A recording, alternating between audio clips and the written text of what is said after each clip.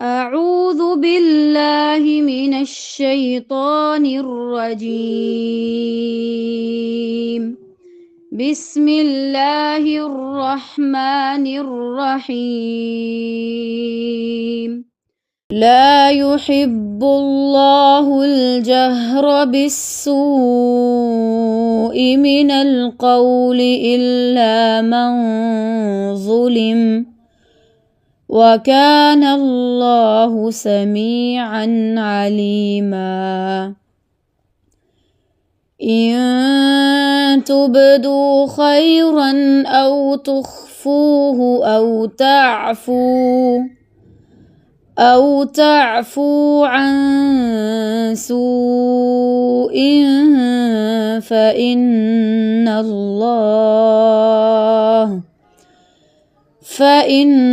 الله كان عفوا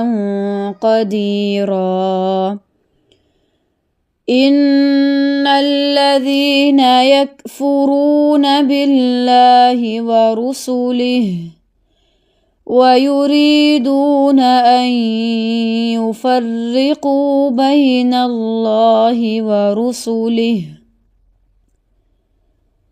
ويقولون نؤمن ببعض ونكفر ببعض ويريدون أن يتخذوا بين ذلك سبيلا، أولئك هم الكافرون حقا، وأعتدنا للكافرين عذابا مهينا. والذين آمنوا بالله ورسله ولم يفرقوا بين أحد منهم أولئك سوف يؤتيهم أجورهم، وكان الله غفورا رحيما. يسألك أهل الكتاب أن تنزل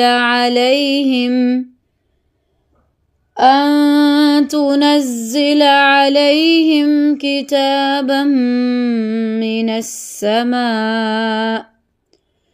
فقد سألوا موسى أكبر من ذلك فقالوا أرنا الله جهرة فأخذتهم الصاعقة بظلمهم ثم اتخذوا العجل من بعد ما جاءتهم البينات فعفونا عن ذلك وآتينا موسى سلطانا مبينا. ورفعنا فوقهم الطور بميثاقهم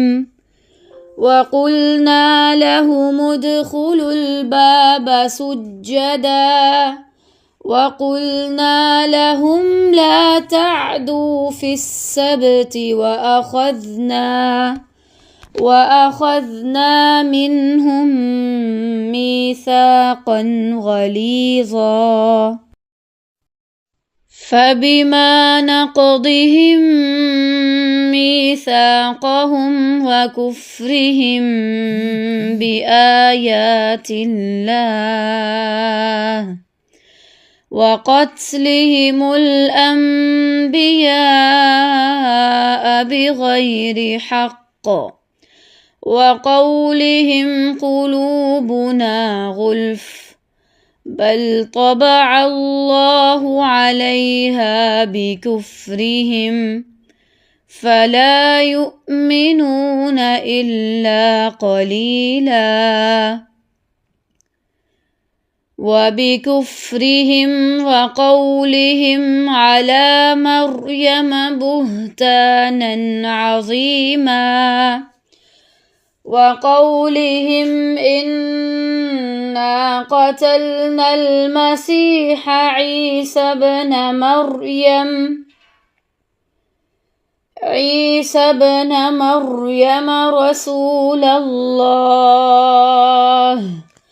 وما قتلوه وما صلبوه ولكن شبه لهم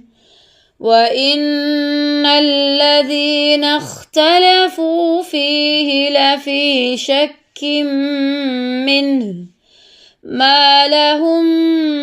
به من علم إلا اتباع الظن وما قتلوه يقينا بل رفعه الله إليه وكان الله عزيزا حكيما وإن من أهل الكتاب إلا ليؤمنن به قبل موته ويوم القيامة يكون عليهم شهيدا فبظلم من الذين هادوا حرمنا عليهم طيبات أحلت لهم وبصدهم عن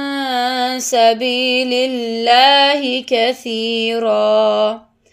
وأخذهم الربا وقد نهوا عنه وأكلهم أموال الناس بالباطل وأعتدنا للكافرين منهم عذابا أليما لكن الراسخون في العلم منهم والمؤمنون يؤمنون بما أنزل إليك وما أنزل من قبلك والمقيمين الصلاة والمؤتون الزكاة والمؤمنون بالله واليوم الآخر أولئك سنؤتيهم أجرا عظيما إنا أوحينا إليك كما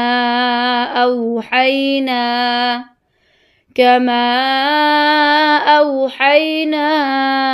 إلى نوح والنبيين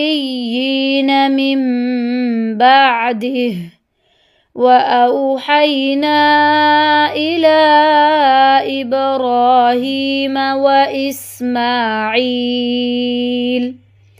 وإسحاق ويعقوب والأسباط